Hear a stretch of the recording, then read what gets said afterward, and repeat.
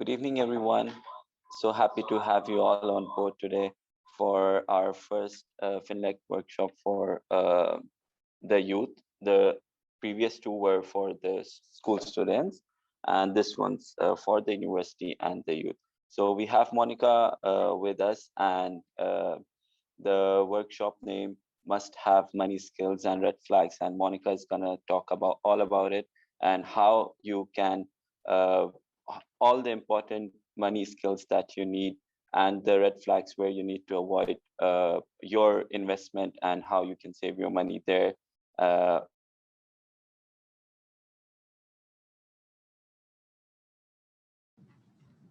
everyone. Thank you for your Will be advised by. Oh, there's a lag. Okay. Okay. Hi everyone. Thank you for your patience today. We are a little bit behind schedule, but that's fine. Cool. So let me just start by screen sharing. Can you guys confirm that you can see my screen? Yes, it is visible. You can see it, right? Yeah. Okay, great. So just as a heads up for this session, feel free to switch on your mic, and even if you're comfortable, then your video, and just have a quick conversation with us, because the goal here is to not give you any advice as a parent or as an adult, but hear you out and understand what your goals, your feeling or attachment with money is, right? So today we're going to walk through exactly like it was said before, through some red flags, through some introspection, and then some very basic money skills that you should at this point start building for yourself, right? So let's get started. Bushra, can we start? I see some chats. You'll handle the chats, right? Okay, cool, brilliant. So today we're at the hub, which is located in the Pakistan Association, Dubai. So if you obviously are a member of this group and would like to use this space and just kind of come down and explore the resources here, you should, because I'm coming live from here, and it's a really nice and comfortable space. Also a great space to just work, right? Cool. So let's begin. So who am I, and why am I the right person to be talking to you about your finances, which is such a personal thing? Well, my name is Monica. I am the COO of Finllect, and Finllect is a financial wellness app that's made specifically for people like yourself and me, right? To help us learn about how to manage our finances better, to take the next step and start really working on implementing what we're learning, and not just, getting this theoretical knowledge. But why am I the right person? Well, because I've done some extensive research in finding ways to help you guys. In addition to this, I myself am a serial entrepreneur. I have led two other startups in the past, and today I'm here to present to you what we at like think is important information for you at as you embark on this next stage of your life. Cool. So let's get started, right?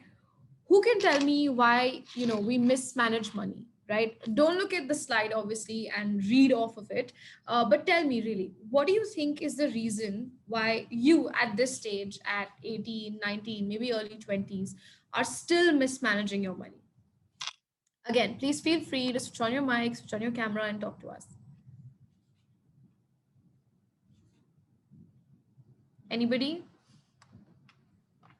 Not having an initial plan of what exactly to do with the finances, how to control it throughout the month, I guess. That's to begin. Very interesting. Okay, thank you, Shaista. Anybody else would like to drive? I think also lack of understanding where to invest and what to avoid investing in. Right, fair enough. So basically, generally lack of literacy on what to, where to put your money to make it grow, or what to do with the money that you have at hand. Can I quickly ask a question? So how many of you are currently, earning, whether it's through a side hustle or maybe, a part-time job or a full-time job?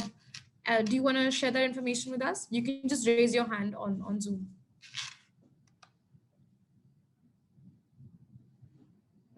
Okay. I see two or three people have raised their hand. Okay, great. So, another my follow-up question then would be, do you think you need to be earning money to know how to manage it? Or is it okay if you don't have money and you still want to manage something? Anybody? Yeah, I think earning money should be important to plan something, to plan how to invest that money, and to manage how much should go to each of our expenses.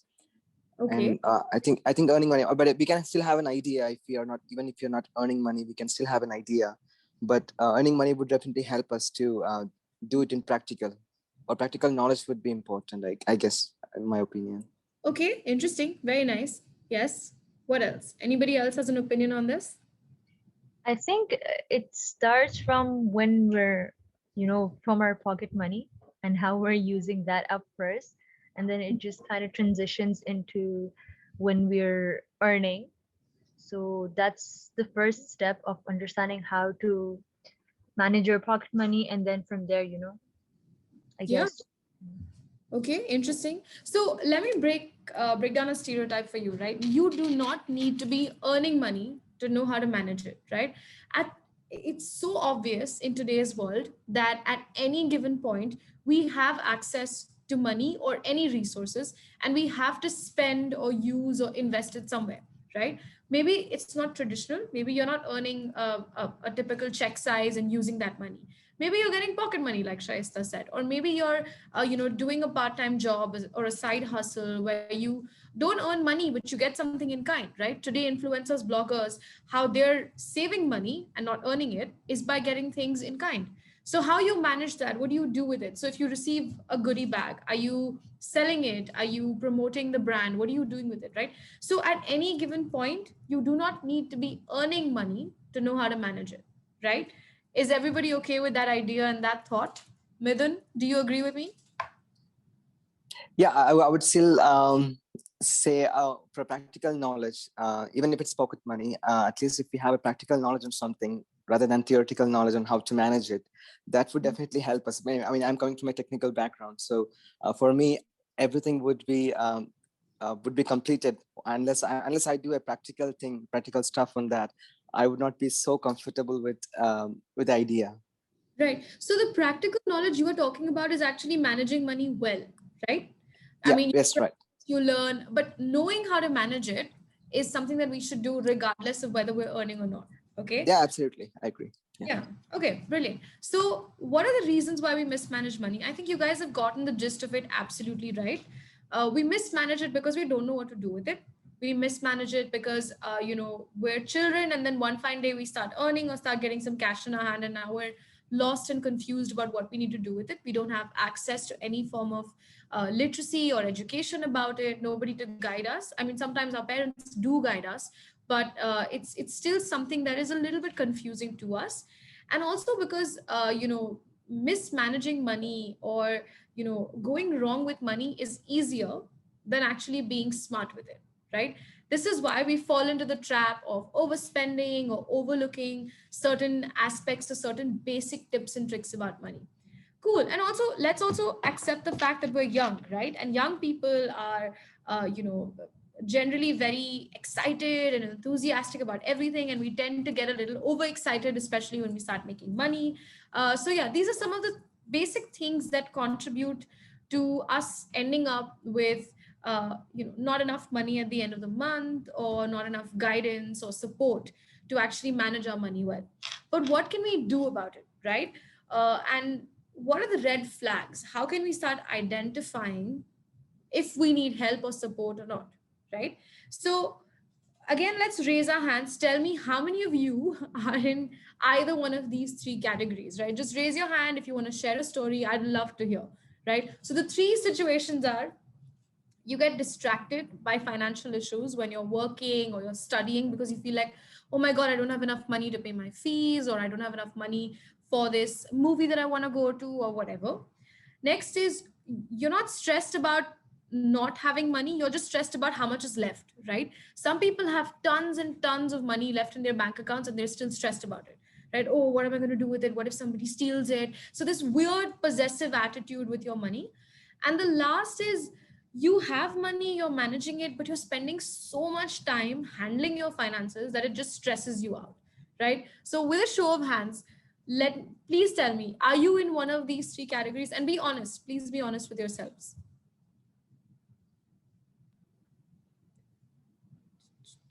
Wow. Okay, one person has raised their hand. Is everybody else telling me you have no stress associated with money at all? I think I'm more of the third person. I started making Excel sheets at the Right. beginning of the month on what to do with the money, and just a lot of planning on that, but no execution. Right. Okay. Fair enough. Fair enough.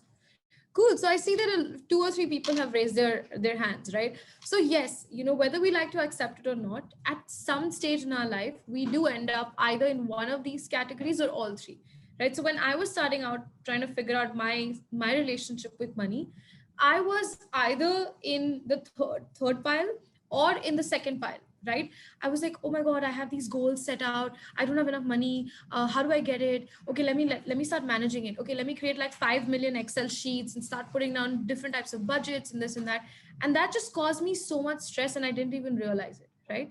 So we need to figure out an action plan or a way to manage this situation without it taking a toll on our life, on the way we operate day to day, and also without it becoming too important, right? It has to be easy to do, it has to help us build a balance, and it has to be something that's practical, right? So how do we get there, right?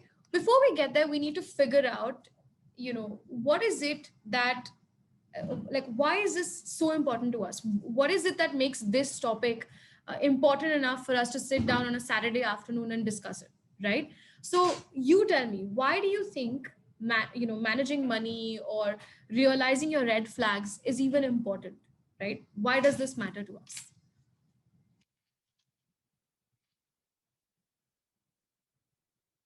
Hello, guys. Why does this matter to us? Anybody? Because I think there's always some form of background stress involved when it comes to money. If you're not Mhm. managing it well, that's an issue. And then by the end of the month, for example, if you don't have enough, that's going to generate stress.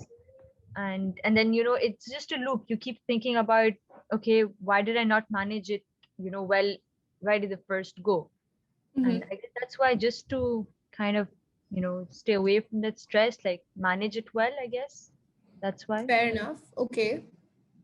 Anybody else would like to try? Yeah, as you said, the first place, I believe, or I assume all the people here would be young, either young professionals or the college students. So Mhm. it would be important to start from the beginning. So the moment when you start earning the money, to manage it well, so that we can have it take it forward with a managed manner, rather than Yeah. ending up in a bad situation in the future. I think you're absolutely right. So both of you have indicated that this is a good attitude or behavior to set or to kind of make a part of your life early on, right? Yes, this is 100% important. But we also need to understand that as we're becoming adults in from an age perspective, we're also becoming adults from a physical, mental, emotional perspective, right? And fortunately or unfortunately, the amount of money that we have actually controls this, or what kind of relationship we have with our money controls the way we actually feel, and the way we behave, and the way that we conduct ourselves in a society or around other people, right? So one of the reasons why it's extremely important for us to make sure that we build these habits early on in our lives is not being in a situation where we have a low income, right? Because when you have, it's not a bad thing to have a low income, right? If you're financially independent, earning less money every month is not a big deal. By financially independent, I mean that the money that's coming every month is just an added supplement to your existing a pool of money or pool of resources that can help you last forever, right? That is financial independence. I'm not financially independent, you are not financially independent, but maybe your parents are, right? So always remember that putting yourself in a situation where low income is a thing that's hanging on your head is extremely unhealthy, because when you don't have enough money to actually run your life the way you like it or the way you're currently doing it, it's going to lead to debt, it's going to lead to unexpected expenses, it's going to lead to you being the person who's always borrowing money and never returning it, and it's a deadly obnoxious cycle, right? A lot of adults have this habit and are struggling to kind of get it off of their backs. But if you want to have a healthy relationship with your money, you need to start thinking about this fear that could become a part of your life, and then build a positive behavior or positive connection to money so that this problem is automatically eliminated, right? Next is low physicality. Now, not having enough money or not having access to these resources at the right time when you need it can lead to actual issues with your mental health, with your sleep cycles, with your self esteem. You'll feel like, oh, I don't have money, so, I'm not a respected member of the society. And these are all not, just hypothetical situations where other people will be in, right? This is something that could very realistically happen to us as well. And because we're, beginning to become adults, it's important for us to realize the reality of things, right? So if you want to be comfortable in your life, not dependent on anybody, not being impacted by anybody's opinion or support in your life, then you must take your finances seriously, right? And the most scary and the most extreme situation is depression, right?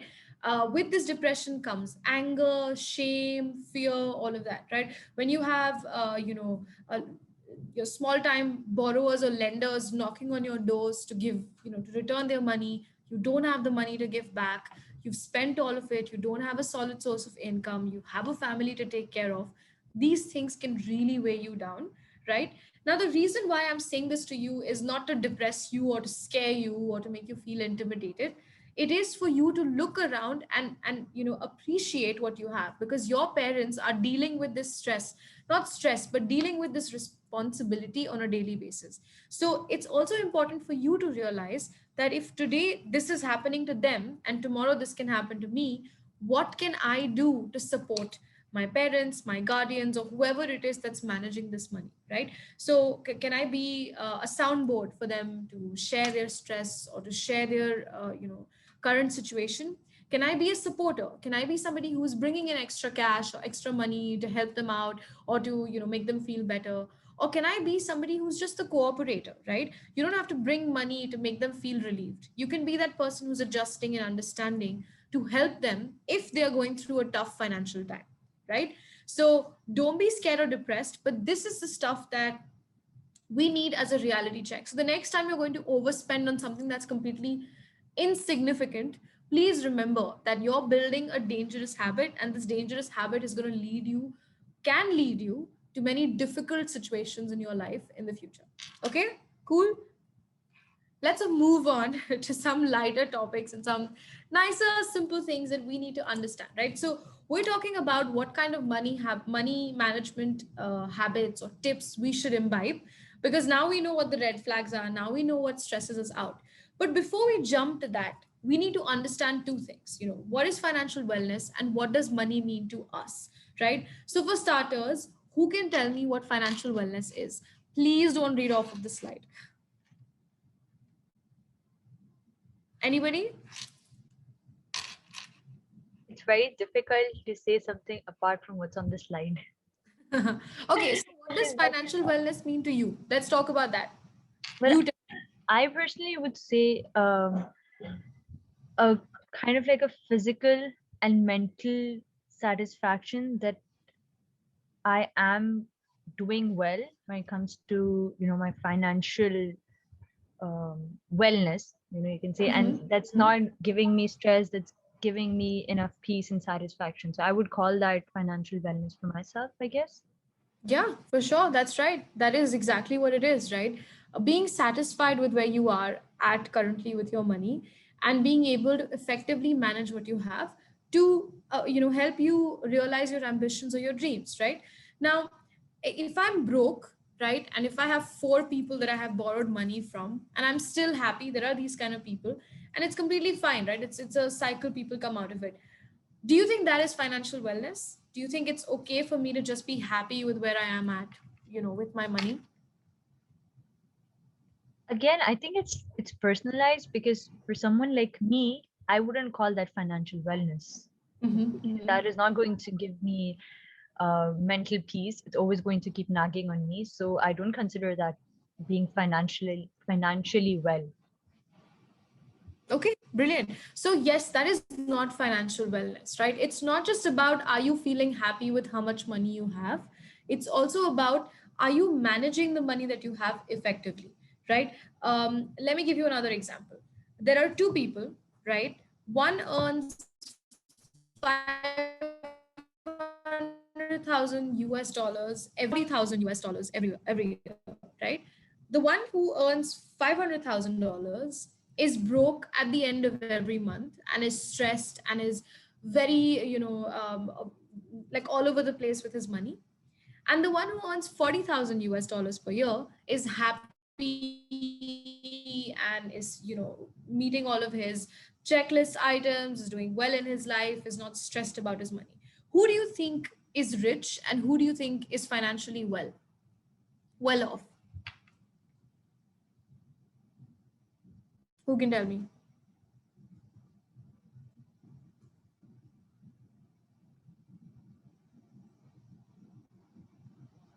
Hello? Can you hear me? Yeah. Yeah, I Who think do there you was think a is connection issue. No, we could not hear. oh, I okay, don't know sorry, if did it you hear was my from my question? end or not. Yeah, if you could just Okay, but did you hear my repeat question? again. Yeah, sure. I heard Okay. the question, but yeah, Two sure. people. Yeah. There are two people. Okay, one is earning 500,000 US dollars, another one is earning 40,000 US dollars. Okay, and at the end of every month, both of them have X amount of money in their pockets. The one who has 40,000 is happy, stress free, paying all his bills on time, and the one who is earning more money is stressed and broke at the end of the month and is super all over the place with his money, right? But still, he's considered rich. He's earning so much more, right? But are they both financially well? Do you think they both are happy with the way that they're managing their finances, or do you think one is right and one could get better? Is it causing the other person stress, the one who's everywhere? Yeah, he's all over the place. He's stressed at the end of the month. He's not happy with the way his money is just being blown off. Personally, that's not being financially well if What it's is it? causing him stress. First person, if he's managing his finances well and he's stress free at the end of the day, of course he can earn more, but with Mm-hmm. whatever he's given, if everything's going well for him, then yeah, I guess he's financially well, better than the other person. Okay, interesting. Asma, do you want to tell us why you think both are not financially well? Or you can even tell us on chat, like whatever's comfortable managing.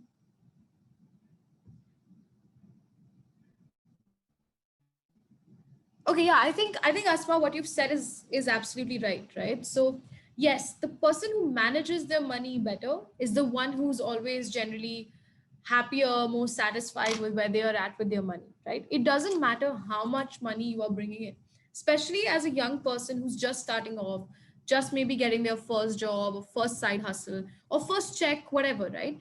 It's important for you to know that if somebody is earning 10,000 or if somebody is earning 5,000, it doesn't matter what the size of the check is. It matters what they're doing with that money, right? When you look around yourself, you'll see this reality with your parents as well. There's always going to be somebody who's richer than you and somebody who is slightly at has a more frugal income than yourself, right? Or a tinier income than your family. But what really you should be looking at is this person happy and achieving their dreams in X amount, and is this rich person being able to achieve their happiness or their ambition with the money that they have, right? Because the more you get, that's one of the most vicious things about money or any resource for that matter, right? The more you get, the more you want. Are you going to fall prey to greed, or are you going to be that person who's sensible and who's well like put together with your money, right? So today we're going to figure out what type of person you are, and it's going to be, like I said, a slight introspection. And from there we're going to build some very basic practical tips that will help you carve your personality into actual action items or steps that can really help you shape your relationship with money in a more healthy or positive way, right? So this is an important question. what does money mean to you, right? If everybody can try and answer this, maybe you switch on your mic and share it with us, or you just tell us on chat, and both ways are good. But everybody should attempt this question. Okay, Shaista says necessity. Okay, interesting. Stability. Okay. Okay. What about the others?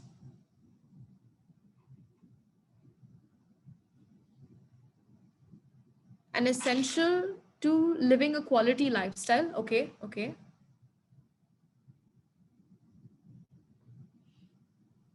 Anybody else? Yeah, I would agree to him. Sure, it's about the lifestyle, like how better you can make your life with money.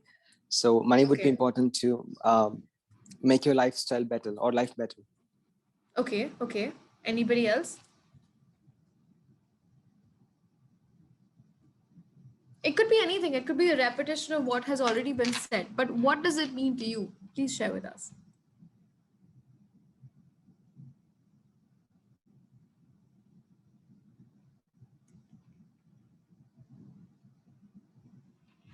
Okay, cool. So I think we've exhausted the answers. I think everybody thinks it's either stability or the ability to keep up with a certain lifestyle, or meet the bare necessities of life, right?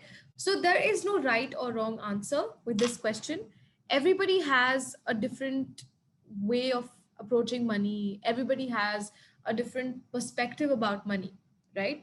Why this is important for you to understand for yourself is because depending on what money means to you, you will start building out your own relationship with money, right? So if money means security and safety to me, I will constantly be a saver. I'll make sure that I have enough money in the bank account to survive if everything goes to hell, right?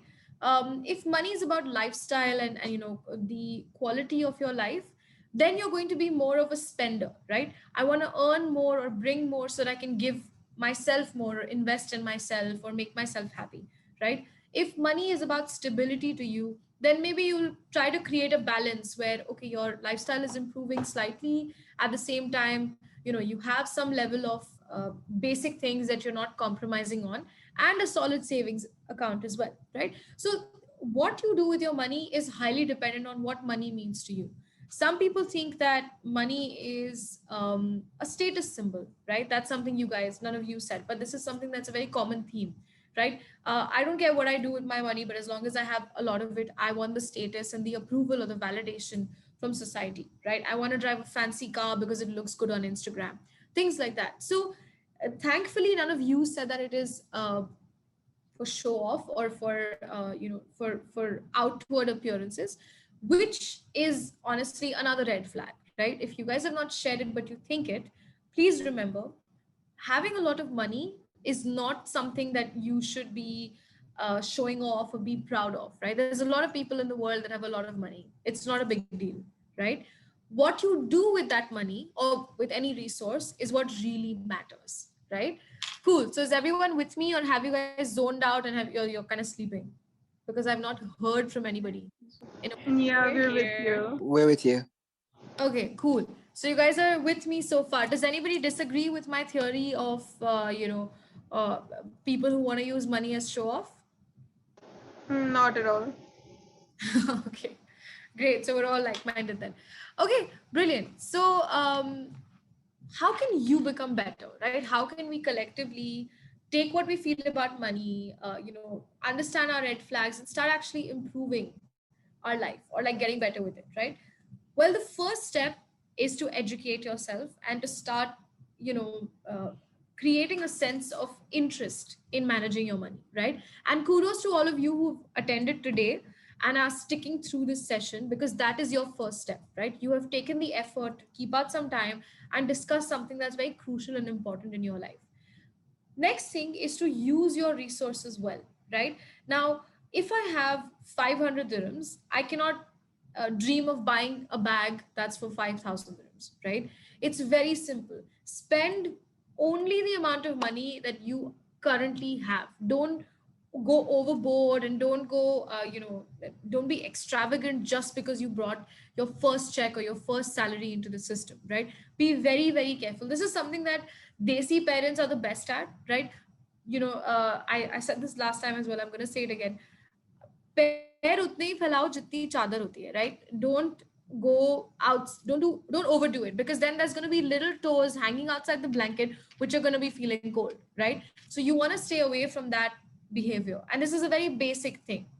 And another thing is, when we're talking about resources, it also means people and information as resources, right? If you have somebody in the family, maybe your parents, maybe somebody, an uncle or an aunt, who is really good with their money, who has managed it really well, speak to them, learn about their tips and tricks. Ask them how you can get better, right? Try to use people as a resource, because as Mithun has rightly said, the only way to get better with managing your money is by practically exercising your tips, tricks and strategies. So do this, right? Talk to people who have done well, or talk to people who are experts, read from people that are giving advice and things like that. That is you using people as a resource well. Another one is obviously the internet. There are people on YouTube talking about it. Finlect has podcasts where we talk about it, where we bring real young people to discuss their challenges and their issues. And at the same time, through the application, you can even learn or like read articles and improve your exposure of financial literacy items. So now you have figured out a way to create a balance. You're using your resources well. You are staying informed. You are making smart decisions based on actual, insights and information that people are telling you. What do you do after this, right? What is the next obvious practical step? Well, that is to set systems in place, right? Like Shaista sits and does her Excel sheets, it stresses her out, right?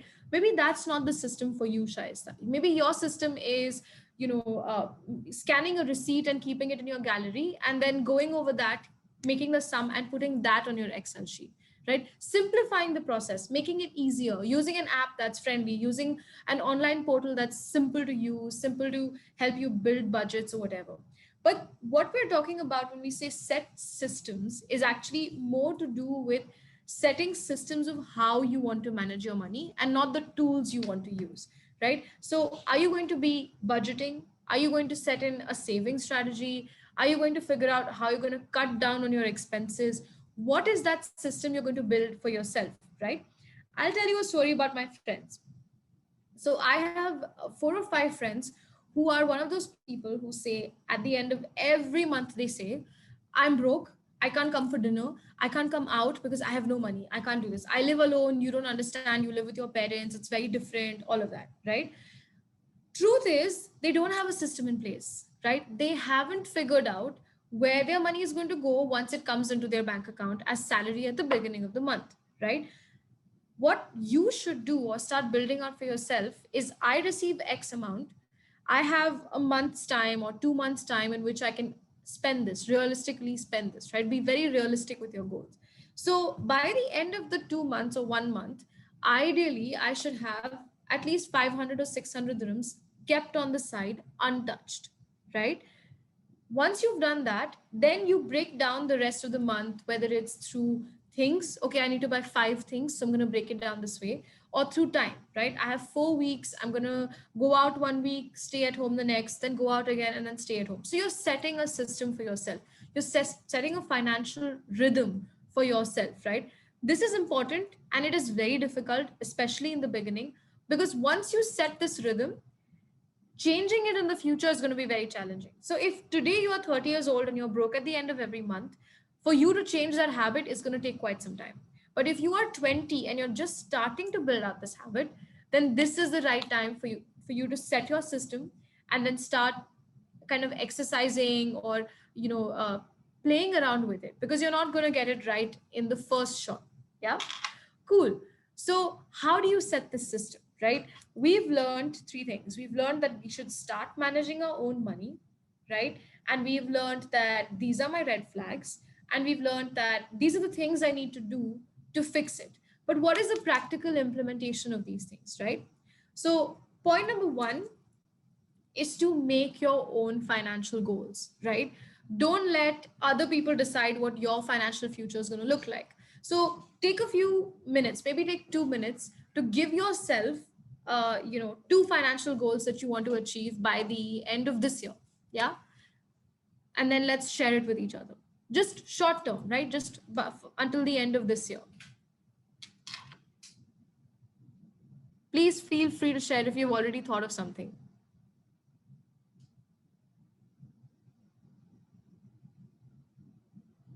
Anybody? Any ideas?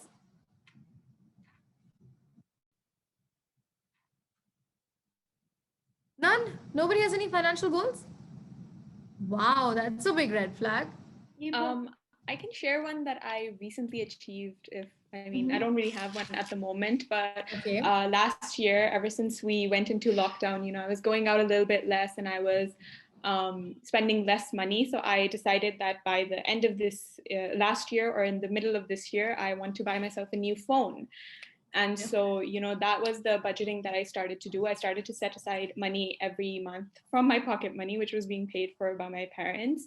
And yeah, I was able to achieve it around last month. I was able to buy myself a new iPhone. And I think, would I say that was realistic at the time? Probably not. But yeah, I think that was a starting point for me to kind of understand how important it is to be aware of your spending, and if you have a goal in mind, how to achieve it. Being able to set money aside is not easy, but starting somewhere has definitely helped put that into perspective for me. Brilliant. So congratulations, Ariba, for starting to manage your own money and starting to take control of your finances. And at the same time, congratulations to you for actually setting a financial goal and then achieving it in a span of what, 2 months, a month and a half, right? So similar to how you've set this short-term financial goal of generally it's always I want to buy X, I want to buy Y, or I want to get into this course or this degree that I'm going to pay for, whatever, right?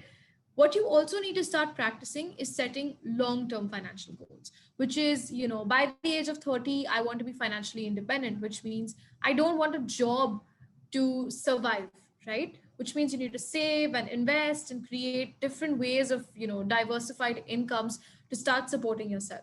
Or by the time I'm 50, I want to be retired and happy and traveling the world. Or every year, I want X amount of money kept on the side for me to go out and explore the world, or try different food, try a new hobby, go on like a extravagant what do you call it, food travel, what is it, food, what is that, food blogging, right? Food blogging extravaganza or adventure, right? So these are some of the things that you need to start thinking about for yourself. There are some people who love working forever and love having a stable income forever till the day they die, which is completely fine. There are some people who want to retire early, some people who want townhouses and dream houses in exotic locations, but all of that doesn't come overnight, right? You need to start setting those goals, setting those things in your mind, creating a vision board, and then starting to work towards that today, right? It's not too early. It's not too soon for you to try. In fact, this is the absolute ripe and perfect time for you to make that leap and start building these goals for yourself. A sort of side disclaimer is that what your financial goals are today, they're not going to be the same when you turn 30 or 40 or even older, right? It's something that evolves similar to any other goals in your life. This is also going to evolve. Today you would want as your long-term financial goal a house in Spain. Tomorrow you might want a school for children in your country, right? It can be anything. So you need to start realizing and understanding what works for you and start putting down these goals. And maybe over the years when you look at it in the future, you'll learn very interesting things about different phases of your life and your evolving relationship with money, right? Cool. So let's get down and dirty to the practical things, right? We always have too little time, but because we started 10 minutes late, I'm going to take 10 minutes extra today. Okay, cool. So there are three basic pillars of managing money, right? The fourth basic pillar is investing, and that world is going crazy, right? So we're not going to touch it today. We might take a deep dive into the world of investing in the next session. So if you're interested, you can tune in. If not, then we stick to the basics, right? Now, this is something I say to everybody. If you don't know how to walk, then don't sign up for a marathon, right? First, you need to learn the basics for you to get to a position where you can, from walking, start running, then from running, start, doing like a shorter sprints or whatever, and then getting to a marathon, right? Sorry, there was no other example that I could think of, right? But this is how you also have to manage your financial journey, right? You can't go from absolutely zero, overspending every month, not knowing what to do with your money, to investing in Bitcoin. There has to be some sensible transition, sensible maneuvering of your current source of funds, the amount of it, all of that, before you reach that level of investing in complicated, stocks or complicated pieces of equity, or anything, right? Cool. So if that's super clear, let's take a deep dive into how to budget, save, and earn, right? For starters, can anybody tell me what kind of budgeting do you do? What is something that you do, in your on your own, or something that's worked for you?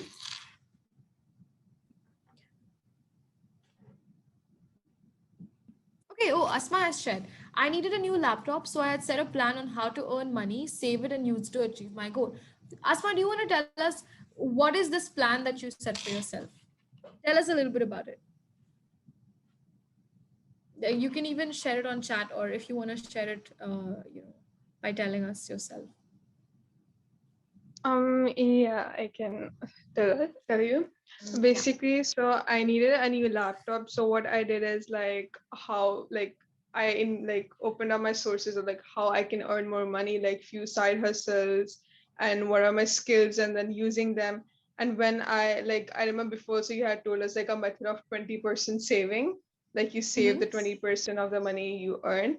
So what I used to do is like I used to spend like it could like 25% of my money I used to spend on like going out or eating or dining out, and 75 of the money I used to save and like for Mm-hmm. getting a new MacBook. And like this is Okay. how I did. I think I did this like for like about 6 months. And then like I saved up at least approximate like 3,000 like that, like 6 to 8 months, I guess. And like this is Mm-hmm. how I see, like I set a budget that this is how much like I need Very to set. nice. I can't spend more than that because I need like in this much amount of time I need the laptop. So like I need like this much money in this much time. So like this is how I achieved. Yeah, very cool. I think you might actually be a very self-reliant, person that we should learn from. All of us should learn from, right? So I think it's brilliant. So why it's important to budget is something we've discussed already, right? We know it's important. We need to manage our money and all of that. Asma has told us that if you pick the right budgeting strategy and you pick the right plan, it can work for you in beautiful ways, right? The fact that you remember it's 68 months, 6 to 8 months. What did you say? You said 68 months. How long did it take you? 6 to 8 months. 6 to 8 months. Okay, 68 months is a very long time. So Yeah. 6 to 8 months, right? How did she know that it's going to take me 6 to 8 months to be able to afford a Mac, right? She sat down, she analyzed, different MacBook prices from different stores. She's going to be deciding, okay, if this is 3,000 here, but it comes with an extra mouse or whatever, I'm going to do it from here.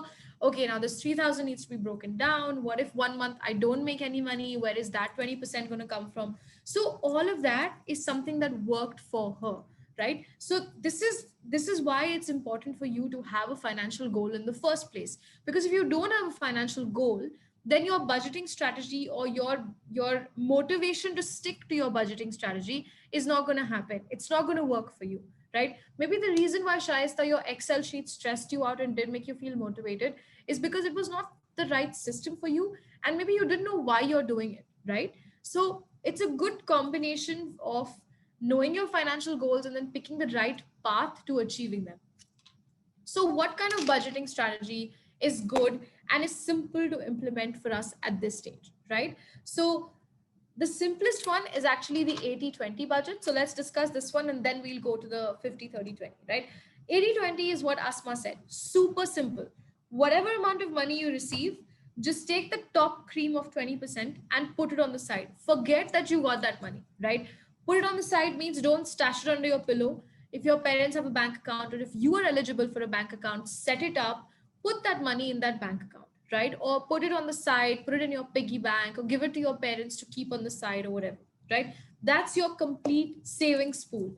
Don't touch it. Please forget about it. Don't go out buying things, be like, oh no, I have that extra cash. I'll take it out and then, spend it whenever I feel like.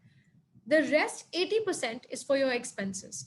Right now, you should be at a stage where you know the difference between what is a need or necessity for you and what is a want.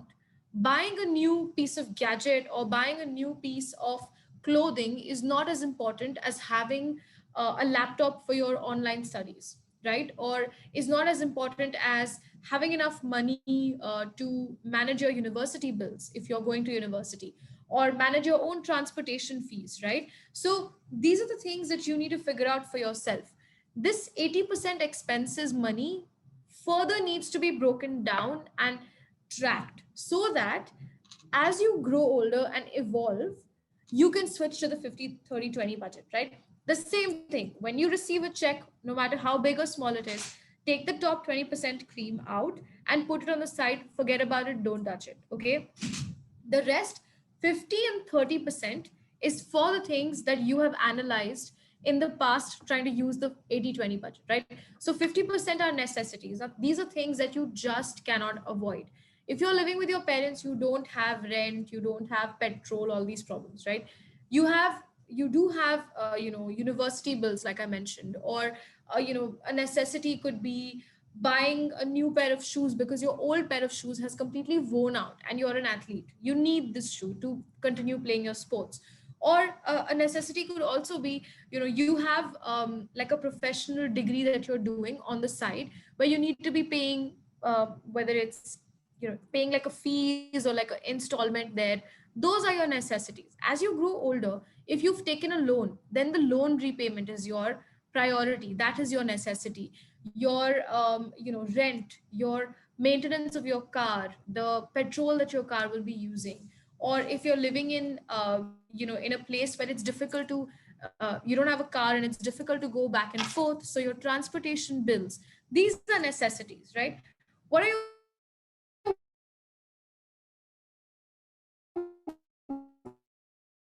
wants? This is something we all relate to wants, right? I want a new phone, I want a new laptop, I want a new I don't know, pair of shoes or whatever, right? All of these are your wants. You can do without it.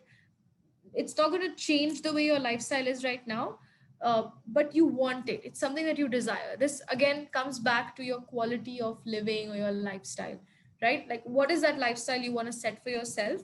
And when you're setting a lifestyle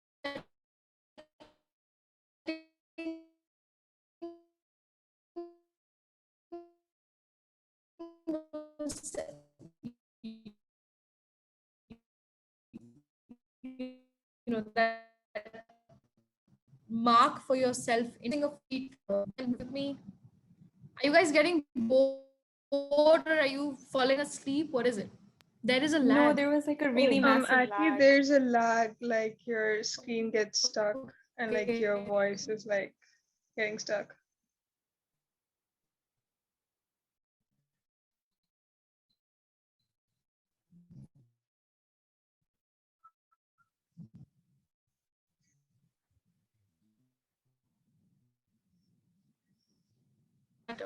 Okay, so the next thing is setting long-term financial goals. Now, this helps us set budgets similar to what Asma has shared with us, similar to some of the stories that we have shared amongst each other, right? So, another very interesting student we spoke to in our last session, and this was a school student, was somebody who told us that his father has a garage and he helps him out at the garage, and his goal is to help his father expand his business, or set up another garage or whatever. So that is his long term financial goal. And the way he's achieving it, and mind you, this is somebody who's like 16 years old, right? The way he's supporting this process is by helping his dad find the right cars to buy and then sell at the maximum profit, right? So the only reason that he came up with this frugal way of buying, selling cars and making these profits is because he had this goal of helping his dad expand his business, right? So please remember that as a huge takeaway of today's session, you need to go back, sit down, and answer these two questions. Number one, what does money mean to you? And number two, what are your financial goals, right? Set your short term financial goals and also set your long term financial goals. I hope there's no lag now. Yeah, it's pretty smooth now. Yeah, I think it's because of the video. Yep. Okay, cool. Yeah. So, now you've basically gotten an idea of what kind of budgeting you want to do, how are you going to set it up, what strategy you're going to use, what are your wants, what are your needs, all of that is sorted. So, what is the next step, right? The next step is saving. Once you've figured out the 20% that needs to be kept on the side, you need to figure out what to do with that 20%, right? Are you going to put it in a bank as a fixed deposit and earn some small interest on it? Or are you going to make an investment of, buying an asset and allowing that asset to grow? What are you going to do with this money, right?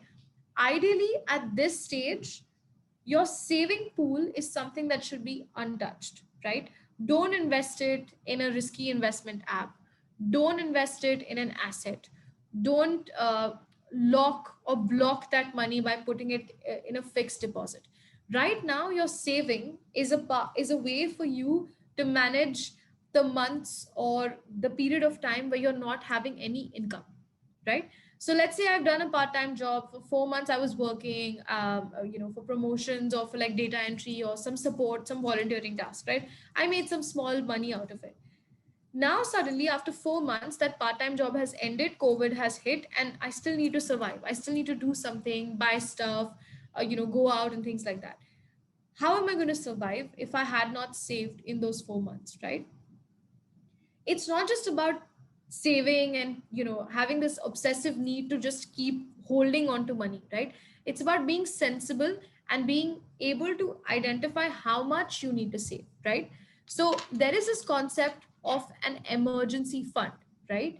What happens with an emergency fund is that you keep aside x amount of money so that if all hell breaks loose, for the next 6 months, here it says 3 months because you're still at a younger age, but ideally for the next 3 or 6 months, your saving pool should be enough for you to survive at the same lifestyle that you had before losing the job, right? So this is what makes a good saving strategy.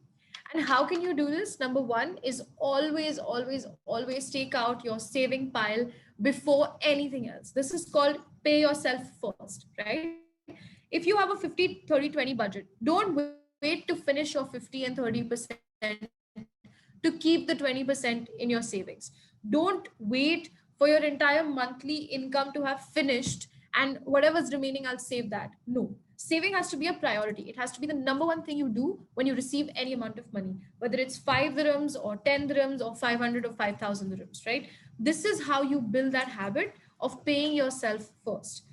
Next is focus on jugadu or frugal ways to save money, right? If you have an option to get a discount, if you have a coupon, use the coupon. There's no shame or no, any kind of negative emotion associated with being smart with your money, right? You are a student, you can get a cool RTA card that basically makes you pay half the amount of money that everybody else pays, right? Use that. Your university has a lot of perks and partnerships and discounts that they make available for you.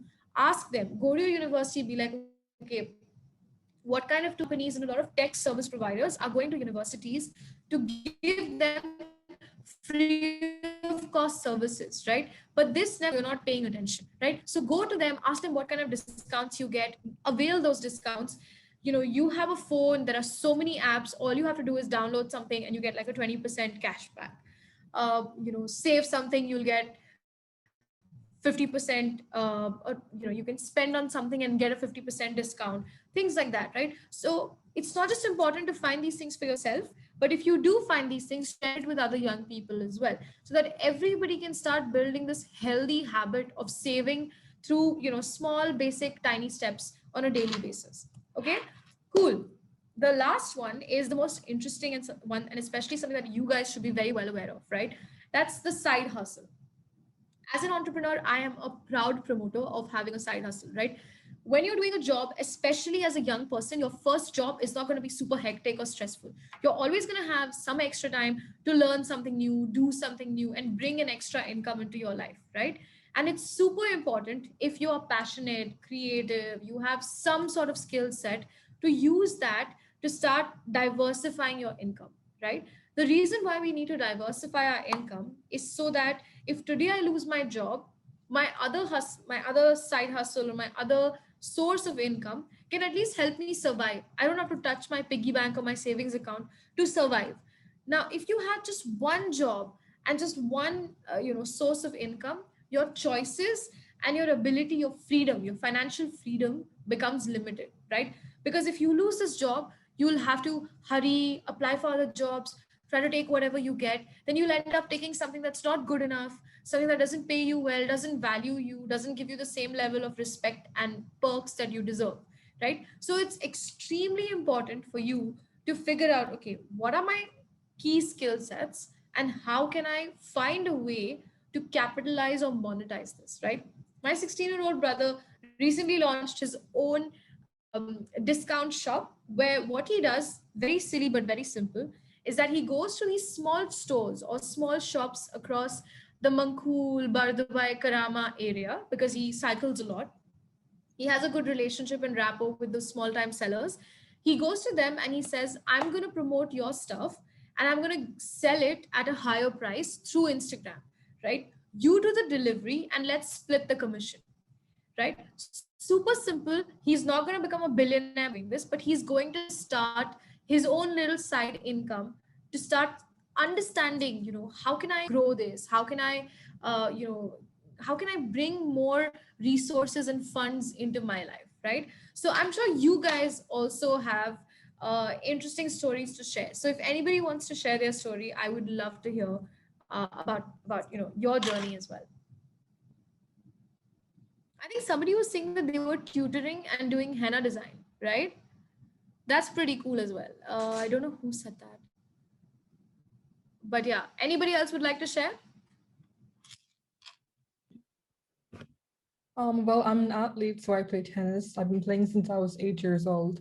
So I also do coach tennis to younger children. I put an ad on Bizzle where people contact me and I give them tennis lessons. And so far, my oldest client has been stuck with me for about 2 years. And I make like a decent amount of income for a side hustle, and that helps me a lot in my savings as well. Wow, that's brilliant. I think tennis is a very expensive sport, and if you're helping people learn tennis at a budget, I mean, that's brilliant. Kudos to you. Sorry, I didn't catch your name. Who was that? Oh, it's Imsha. Okay, Imsha. All right, interesting. Very nice. Anybody else would like to share their stories? Hi, Monica. Isma here. Hello. I'd like to share my story. So I'm actually a young professional. I'm an architect by profession. So I've been working for 4 years. But well, I remember when I graduated and the time period when I was unemployed looking for a job, I had built up an online portfolio of my work that I'd done in university. It was a lot of design work that I had done. And there was a person in the States that got in touch with me, and he was basically renovating his restaurant, and he wanted a restaurant design to be done. So I remember it just came out of the blue, and that was a client that again stuck with me for two of his projects even later on. So I found that during my time period when I was unemployed, I was able to use my skill set um, and actually add something to my portfolio, which then later helped me find a full-time job as well. So I really support the idea of side hustles, especially if you have a skill set. And especially if it's like a creative skill set, I felt that that was really helpful, especially in this day and age when everything is, digital and you need all sorts of, design skills needed. to help various businesses and various small scale setups as well. So yeah, I just found that very motivating during that time when I wasn't generating any income after graduation. Yeah, Nisma, I think that's a wonderful story, right? And this also reminds me of one important thing that I didn't mention, right? So now, because of COVID, literally the world is our oyster, right? It's not important for us to just look at part-time gigs or support work here in the UAE. You can go to Upwork, you can join, multiple other resources that are easily available online and start doing all kinds of things, right? It's not just necessary for you to be a designer or a performer or a creative person. You can just be somebody who's analytical, who is technical, who provides this support online as well. So yeah, thank you so much for sharing that story, and kudos to you for being able to land a gig from all across the world through your portfolio. I hope and pray that this continues for you. So yeah, great. We can take one last story. We have 3 minutes on this call. If anybody else would like to share.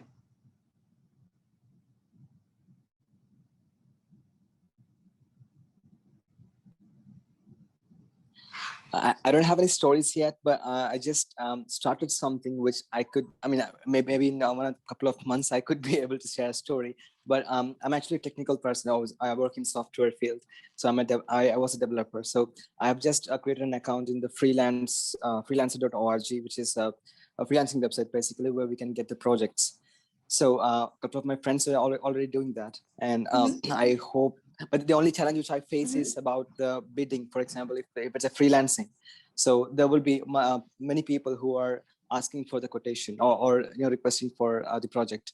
So how to tackle them, or how to get the best deal out of it, or how to give the best deal to the clients. That is what is one part where I'm facing challenges right now. So once I sort it out, then I would be able to do something in the freelancing world as well.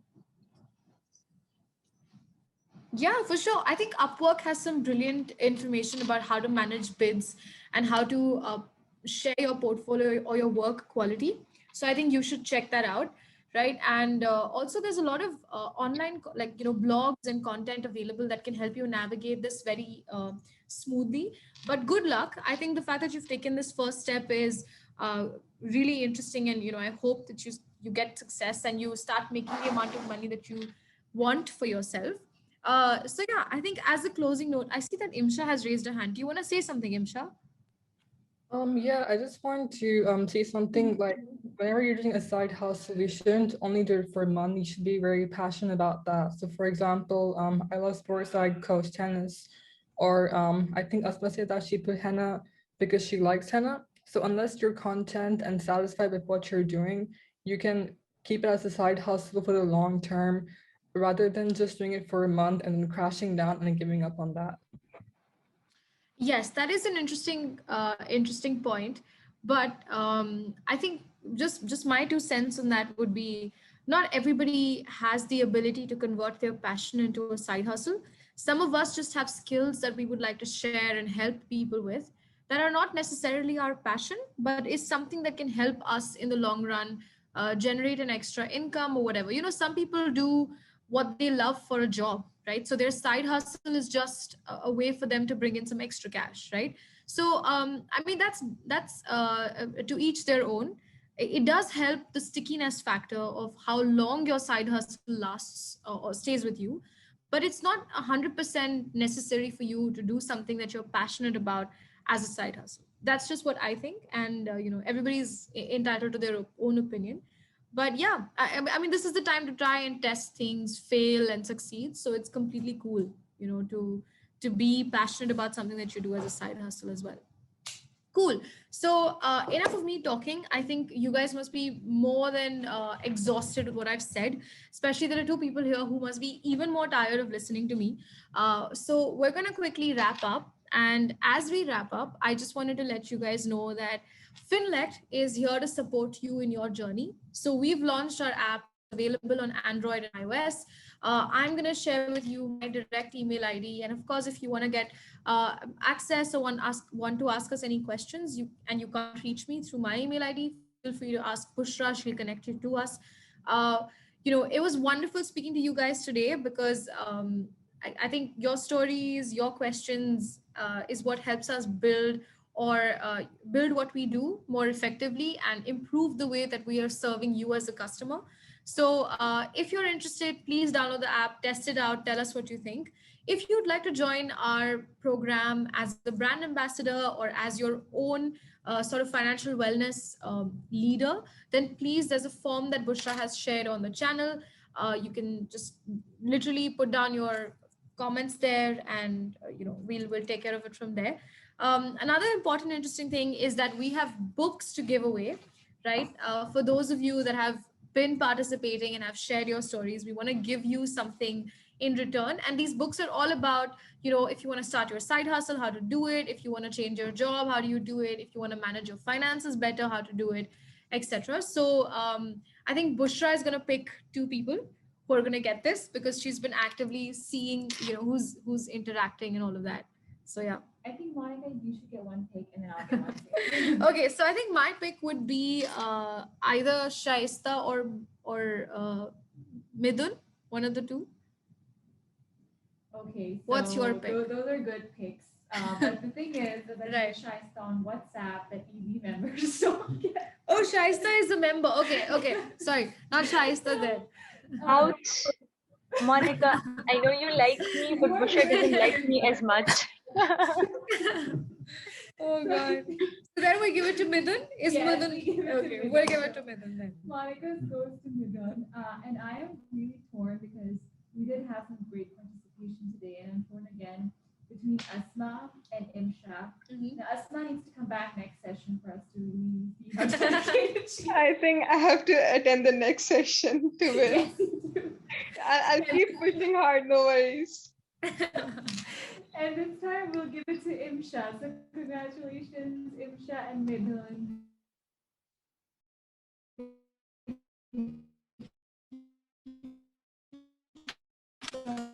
For attending and participating.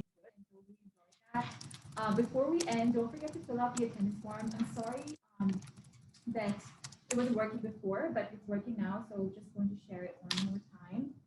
And then also the links that Monica has shared, or actually I share on Monica's behalf about Finllect. So please do get connected. I'm very excited about this particular startup and the work they're doing. Yes, see you all next week. Before you head out, before you escape, can we do some thumbs up or something, since you guys don't have your hands up? Maybe a thumbs up from everyone. A round of applause. Claps look good to me. So let's do claps. Okay, let's do All right. 1, 2. Monica, we can't see you. Oh, okay. Sorry. I have switched off my video. Okay. All right. Wait. So 1, 2, 3. Good to claps from you too. Claps. Okay, great. So thank you guys for joining us, and we hope to see you next week. Please do invite. I'm sorry.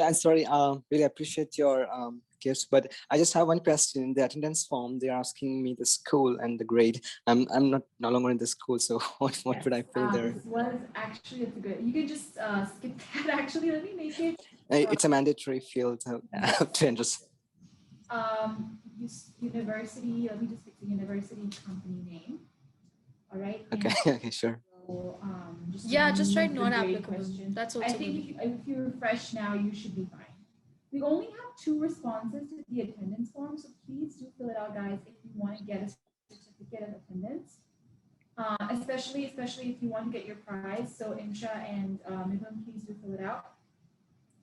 Okay. Yeah, sure. And the second session, it says May 8th. Is that a typo or? It's the second session is next week on Saturday, Yes, May right? 29th. Yeah, Saturday, May 29th. 29th. Same Okay. time. All right.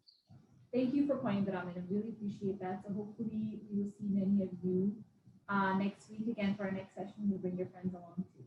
All right. Thank you all. Have a wonderful afternoon, and see you next Thank week. you. Thank you so much. Thank you very Guys, much, Monica, for Thank your you time. for having us. Really appreciate it. Thank you. Thank you. Thank you. Bye bye. bye-bye.